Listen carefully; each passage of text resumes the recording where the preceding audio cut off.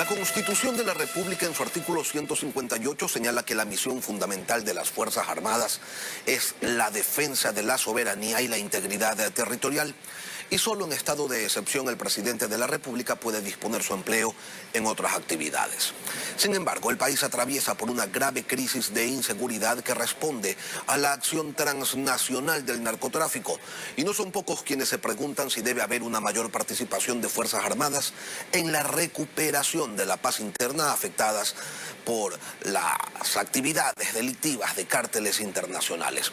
Vamos a analizar esto con el general en servicio pasivo Luis Hernández, ministro de la Defensa Nacional. Ministro, buenos días, bienvenido a Contacto Directo. Muy buenos días, Lenín, un gusto saludarle a los tiempos, me alegro verle. De igual manera, ministro, y yo quiero preguntarle, son casi 1.600 millones de dólares los que se le asigna al sector defensa para este 2022 y se considera que ese rubro, importante sin duda, debería devengarse con una mayor participación de los militares en las calles y no solamente en las fronteras o en operativos comunes. ¿Usted está de acuerdo con esa lectura?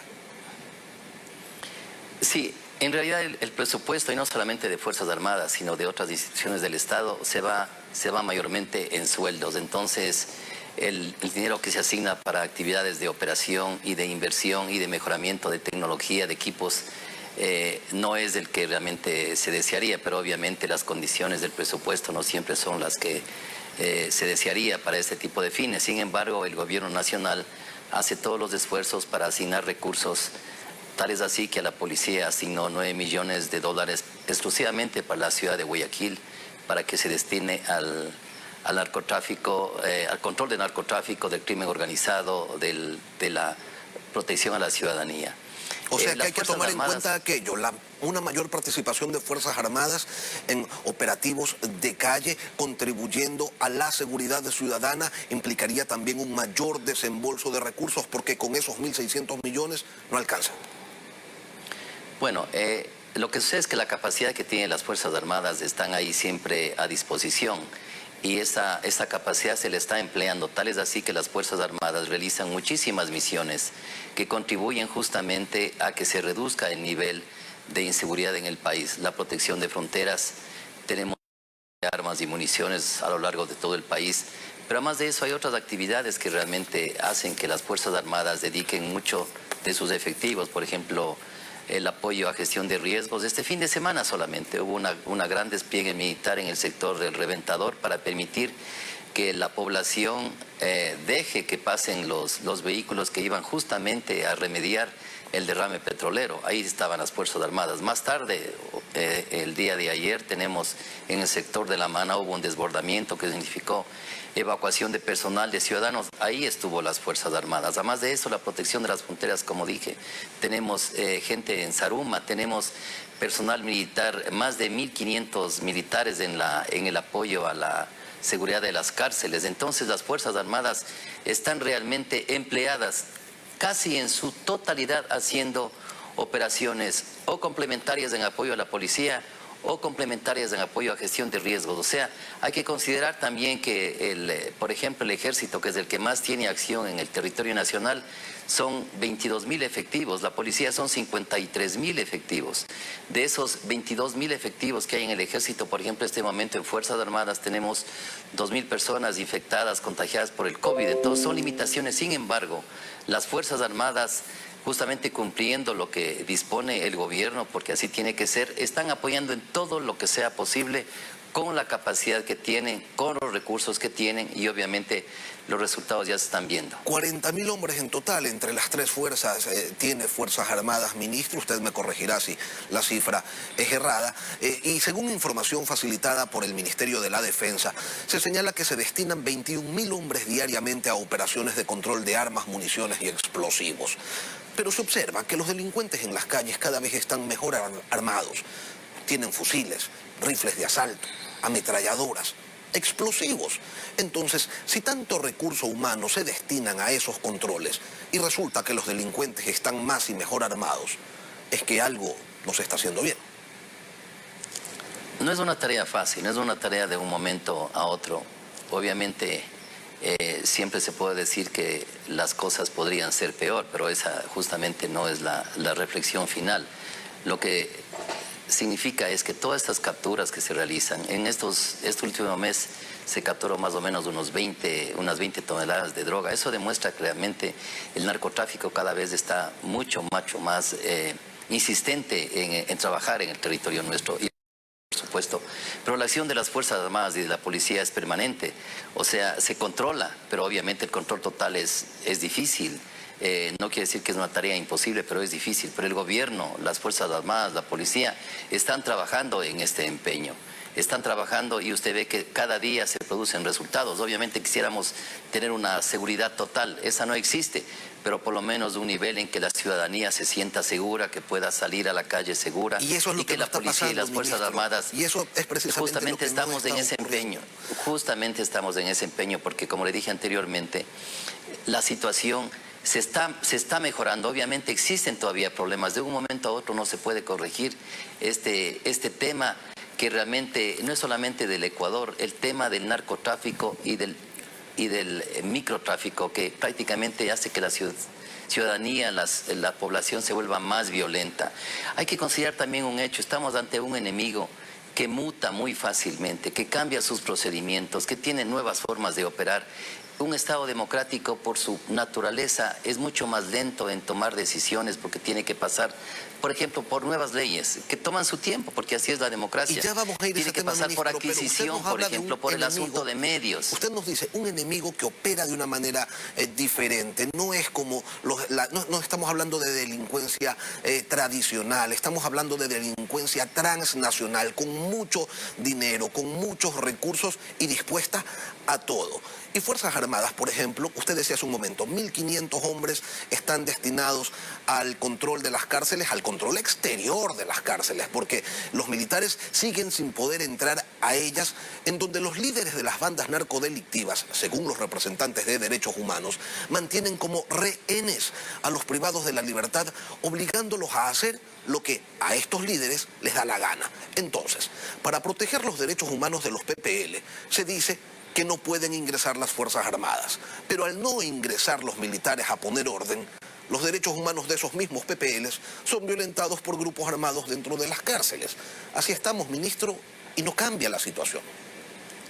Justamente para que cambie la situación se está recurriendo a nuevas normativas, a nuevas leyes, para que permitan que el Estado tenga más fuerza, que tenga más herramientas legales para justamente atender estos problemas que, como le dije anteriormente, son cambiantes, mutan cada vez. El crimen organizado, el narcotráfico, tiene la capacidad de mutar, de buscar nuevas técnicas, de buscar nuevas formas de amenazar al Estado, y el Estado tiene que tener una legislación cada vez más flexible, leyes que permitan que rápidamente se acoplen a estas circunstancias. Es lo que está haciendo el gobierno en tarea con la Asamblea Nacional. La ley que busca regular el uso progresivo de la fuerza debe ser entonces la llave que abra ese candado que no le permite participar a Fuerzas Armadas en el control de la inseguridad en las calles cuando no hay un estado de excepción declarado. Es una de las herramientas. Hay otras herramientas también. Por ejemplo, hay que proteger tanto al policía como al soldado cuando actúa en defensa de la sociedad. Las leyes de este momento no permiten que realmente se le haga una defensa a un policía, a un militar, cuando está, por ejemplo, ya fuera de la institución, y tiene que correr con sus propios recursos para atender justamente estos requerimientos que hace la justicia.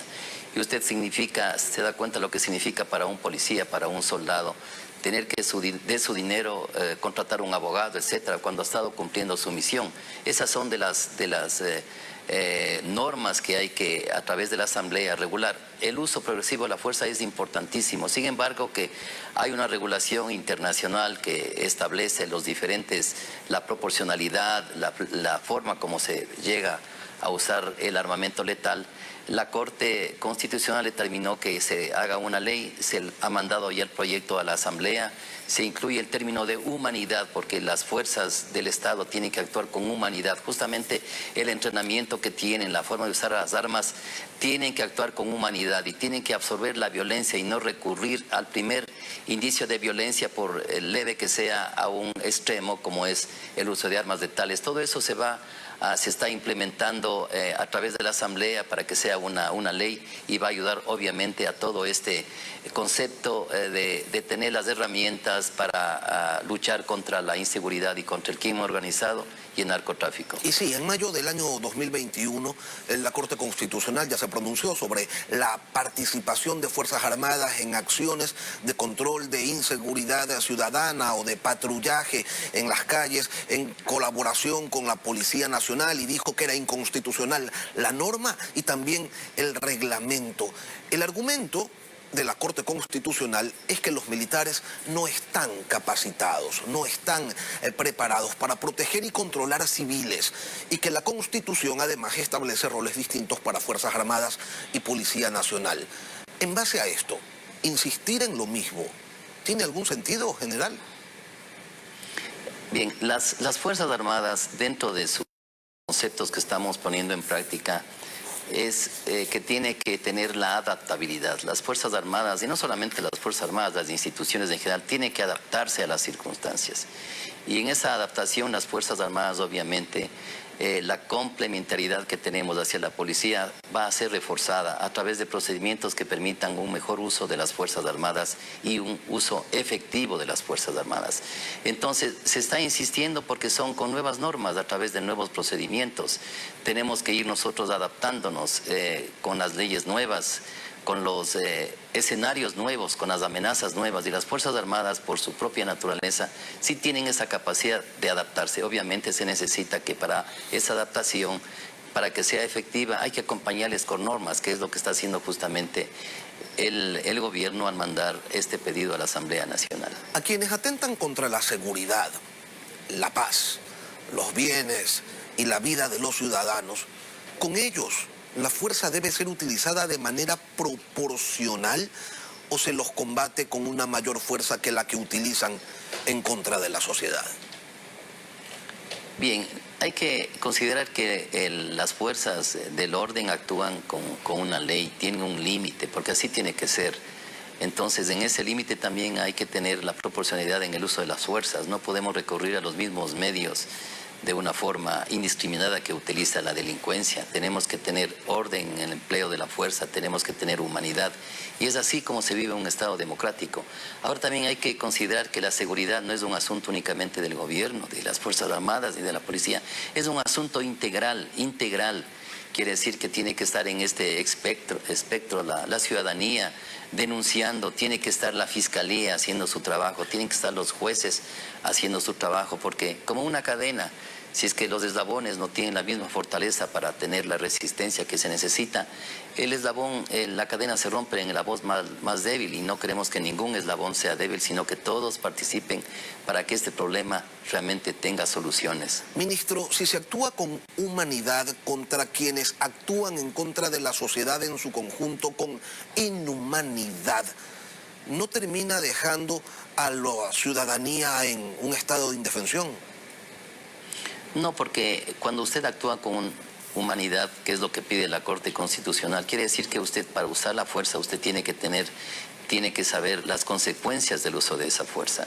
Entonces, cuando se use la fuerza que tiene que usarse en un momento, una fuerza que sea de forma discriminada, no indiscriminada. Esto hace que la persona que use sepa que el uso de esa fuerza puede llevar realmente a consecuencias terribles para una persona, para un grupo. Entonces, esa es justamente la característica de una Fuerza Armada, de una policía, que tiene que medir el uso de la fuerza para que no sea un uso indiscriminado. Por eso son las leyes.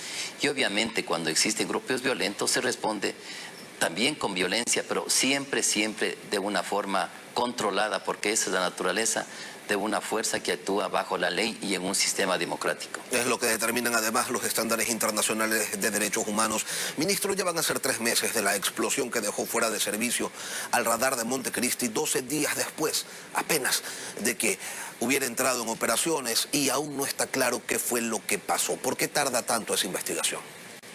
Sí, como usted sabe, Lenín, las investigaciones son reservadas, se está investigando, se continúa con la investigación.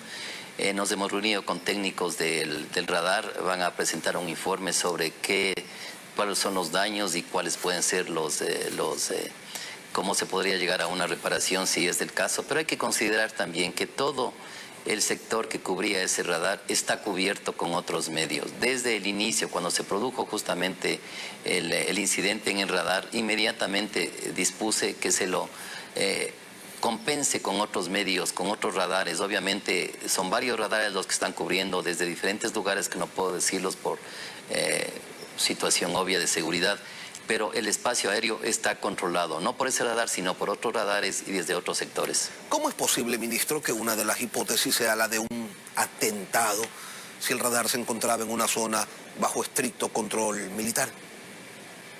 No se ha descartado ninguna posibilidad, está todo dentro de las investigaciones y obviamente cuando ya se tenga claro las investigaciones, los culpables, la sociedad conocerá cuáles fueron realmente las consecuencias que llevaron a que eso suceda. General en servicio pasivo, Luis Hernández, ministro de la Defensa. A los tiempos que nos vemos, gracias por acompañarnos, ministro, aquí en Contacto Directo. A la orden, en un lindo día.